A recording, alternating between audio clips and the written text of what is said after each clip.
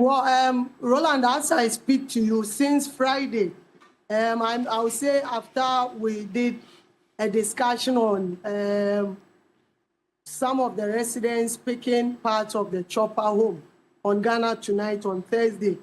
From Friday, the Member of Parliament for the area, Joseph Azuma, and also the MCE, went to the community on two missions. One, to commend the community for supporting in the retrieval process of the bodies, and also two, to plead with them, especially the youth who are picking bits and pieces of the chopper or any item from the crash scene to return it. On Friday, we saw some people bringing out some items. One person even brought a wristwatch. Others also brought some parts. As we speak, just some few minutes ago, I spoke to the assembly member for the area, and he said even as at yesterday, the residents have been bringing parts of the chopper and also items they have picked from the crash scene to him, and he is also handing them over to the military. So this implies that people are indeed complying with that directive that whoever has picked any item from the crash site should return it. And they have been told that these are things that are very crucial in the investigation. You may never know which part will even aid in the investigation. So they are abiding by it as we speak. Military presence is still on the ground. Police investigators are still there. Like I said, since Friday, they have begun collecting all the debris at the crash site and also its surrounding, and they are putting everything together to be sent to Accra for further investigation. So this morning, the community very calm, even though the ban is still in force, and they are still not allowed to go to their various farms because the farms are located within the forest that the incident have happened. But there have been support that have been given to them so that at least since it is their main livelihood, whilst they have been asked to abstain from attending to their farms, there are some forms of support they are being given to kind of take them on until the ban is lifted. So they are complying. Like you rightly mentioned, yes, there's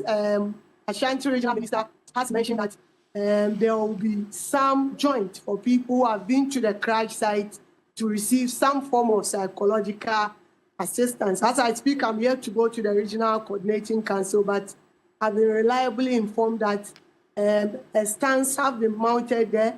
We have Ghana Health Service together with ARCC partnering to do that. Even at the community, similar one has been mounted there to make sure that they provide all psychological assistance to anyone who has been to the crash site, hence maybe being traumatized one day or the other, one way or the other. Yeah, and if Antoinette in the UK is monitoring our stream and was saying that beneath that post by the Ashanti Regional Minister, somebody posted that your reporter Ibrahim also needed that sort of help, but it's not that Media General, we are providing you that as well. But have you also been in a state of perhaps, you know, effect of seeing us firsthand what happened and then also being at the center being interviewed? How's the feeling like? Well, Roland, I can tell you that it has not been easy, especially on the first day. I couldn't sleep for even 5 minutes because you keep seeing flashback of whatever you are seeing there. This was one of the horrific scenes I've seen. I wouldn't go into details, but one way or the other, I've also gone through a lot. But thankfully, I'm back, and like our job requires us, we are just like the police, the military. Regardless of the situation, you must soldier on and be able to provide the public the detail that they need to hear. So yes, we've all been affected, but some way, somehow, we've been able to kind of overcome it a little so that it wouldn't affect our work, because I'm sure whoever has been to the crash scene, seeing how the bodies were being retrieved, seeing even to the extent of you don't even find the chopper any major part of the chopper at the scene, then you begin to understand the extent of impact when it comes to this incident. And for that matter, I believe it is in the right order for the minister or the authorities to provide this kind of psychological assistance. I'm not sure how be. In fact, even there are people who have not been to the crash scene, but the mere fact that they saw us coming with the bodies, even to the community, some were also traumatized, and they may need these kind of services. Well, just be on the stream, Ibrahim. I'll come back to you before we conclude the discussion. And I have, a forensic expert, Mutawakil, who is joining us this morning. Good morning to you, sir. Hello, good morning. Okay. And especially with your profession and the things that you tend to notice, and the discussion around having a proper verification, investigations forensically into getting into the nitty-gritties, what really were the causative factors, etc. What do you think, by way of you monitoring the public space, what the commentary is, what the actions have been as communicated by those in authority regarding this, for us to be able to get to the bottom of the subject? Okay, first of all, I know this has been said severally, but I'd just like to restate them again. The key reasons why we are doing this forensic examination is that one wants to answer questions. There are so many questions that we don't know. We need to answer those questions and clear doubts. Yeah. And then that will lead to honoring the victims, providing honor to the victims, and also justice to the relatives of the victims. And then the last but most important one is also to prevent future occurrence. Once we're able to establish the fact, we would prevent such occurrence from happening again in the future. If you look at this whole scenario, there are two components of investigations. One is with the human remains, that is the bodies, and the other one is also with the aircraft. So with the bodies, there are two things we want to do there. One, we need to identify the bodies. That is through the DNA analysis that was being done and confirmed. Now we know each and every body who it belongs to. After doing that body, that is not enough, because some people might be like, well, after identifying the body, let's end the investigations there. But it's not enough, because there are so many scenarios. People think that, oh, after the crash, it's an accident. But let me just bring these things to you and the viewers. What if, there are so many what ifs that we don't know. We know that this incident that the people are going to Galan is a serious issue. People might be after these dignitaries. What if we know someone might have drugged the pilots maybe before they went into flight? It was in the morning, maybe in their breakfast, someone kept some drugs in there to drug them so that mid-air they would lose consciousness and then the crash happened. What if there was an explosive device planted into the aircraft? What if probably someone, let's say, shot the plane from sky? All these questions are things that we don't know. So for that reason, further examinations or forensic processing needs to be taking place. And after identifying the body, the next step is to do a postmortem examination. That is an autopsy. Through the postmortem examination, we can tell if the people died long before the accident, or probably they just died upon impact immediately. That would help us understand. And apart from that, too, we can take tissues and send them for toxicological analysis. From the tissues, we can tell that, oh, if the human body was, let's say, in a very good condition, maybe the person was not drugged, the person was not under influence of alcohol. All these things would help us tell or describe the scenario or understand the circumstances regarding the incident. So let me just put that one on hold, and I'll move to the side of the aircraft. To the side of the aircraft, what I've not seen people talking about is identifying the aircraft. How sure are we that the aircraft that is burnt is even the aircraft that the people flew with from where they flew from? Have we done any examination to even verify what if, because the aircraft lost connection already for some minutes, hours before it was being discovered? What if the aircraft had stopped midway or somewhere, and then there was a change in aircraft? Those are just wild scenarios, right? There are possibilities.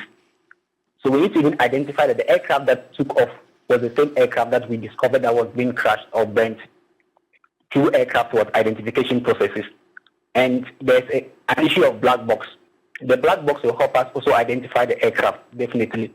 But we also, before even using any information from the black box, we need to make sure that the black box that we are looking at is the actual black box of the aircraft itself. Then there might be other unique features and patterns again, because I saw in videos, I wasn't at the scene, but I saw videos of people handling parts of the aircraft. All these could also be called and assembled. Then it will have the reference to the previous or the original state of the aircraft to actually identify that indeed this is the aircraft that the people flew with. There has not been any change. Now, after identifying the aircraft on its own, we need to do something we call a scene reconstruction. The reason for the scene reconstruction is to know the how and then the when and then the why this whole accident happened. And by doing that, there's a lot of information that we could use that are available right now. We can look at the radar and air traffic control room to gather those data to help us in the reconstruction process. There's also satellite imagery. We can look at satellite imagery. We can pull satellite data to monitor the pathway of the craft to be able to help in the reconstruction process. There have been pieces of the aircraft that have been displayed at various points, different places. All these pieces can be brought together, looked at it from a holistic view, to know that indeed the craft might have started dismantling from at this particular point, and that is where the accident began, or that is where they fought before the final impact. There have been issues of something that the aircraft was flying at low altitude and all those stuff. So through data, we really understand why did the aircraft have to fly at low altitude, and even at that low altitude, was it enough for the person to impact a tree or not? If it has not impacted a tree, could it have impacted other objects or animals that are flying higher than trees? There could be a bird impact. There could be other impacts from the sky that we don't know. It could even be a ballistic or a missile impact. All these things would need to be ascertained by looking at the parts of the aircraft. For example, let's say you look at one aspect of the aircraft and realize there's a very big, unusual hole there, which corresponds to a size of a missile. Then we can now speculate that probably someone might have shot the aircraft from below. Yeah. Those are wild speculations, but we need to clear all those doubts for certainty. All right. So by way of the procedure, making these scenarios known and then the simulations will be critical, right? What about syncing that with the disaster area, the topographical state of it and access, in the scheme of things? Okay, so with the disaster management, I've heard a lot of experts that have done justice to this topic. It's rather unfortunate to say that, we don't have that kind of emergency response and disaster management readiness. We don't have it, even though we have the people in NATMO with some kind of our recovery process is not up to the Interpol standards. So this is more of like a wake-up call for all agencies and stakeholders to stand up and revise. We need a strategic policy that would incorporate all these kind of body recovery processes to avoid what happened, because I don't even want to go into the nitty-gritties of what happened. It's very, very, very, very sad. The way things were being handled is not up to international standards. And I would just like to draw this to attention. Like Ghana is not, we in Ghana here, we are not really that low in terms of forensic science. We are more of like a hub when it comes in terms of West Africa. Other African countries look at us. They come to us for forensic consultation, training, and advice. So if they watch us doing these things, it's very, very, very sad, because they are relying on you for you to help them in terms of forensic and victims money. They come to you to teach them. Imagine seeing your teacher doing something which is not up to international standards. So the whole management process needs to be given a review, and then we need to upgrade, and then we need to push things towards the standards are there already. All we need to do is what people who are serious about it, then we make the implementations. All right. Ms. Amadou, Mutawakil Amadou, forensic person, just giving us his perspective. Is Ibrahim gone or is still available? Ibrahim, are you accessing the service available, psychological counseling, as put forward by the Ashanti Regional Minister, Ibrahim Abubakar? Well, Roland, I'll be there later in the day. It's very important because we do not know what is likely to happen in the next days. But as we speak, I can confirm to you that I'm fit, I'm in the right frame of mind to do my job. But since the service has been offered, it's quite important we all go there and also be able to assess it, so that maybe we don't wait till the coming days and be thinking that we will need these services. So yes, later in the day, I'll also be going there to check myself. So when is the deadline? What's the deadline too? Well, for now, I do not know the deadline. Like I said, I've not even been there, but I'm rightly informed that that services have been rendered. So maybe hopefully after we are done with this morning's activity, I'll walk there and see whether it's between today or tomorrow or it will be extended. But for the community, I'm told that it will last for a number of days. So each and everyone in the community, and even those along the community who came there, will be able to witness. In fact, it's not only the community. I'm even told even the Akrofuom district, because people came all the way from that area to also observe what was going on, they can also access those services free of charge at the district assembly. Well, thank you so much, Ibrahim Konchewa. And I know that for other relevant discussions as well, you join us. Okay, so when is the deadline for the items to be going?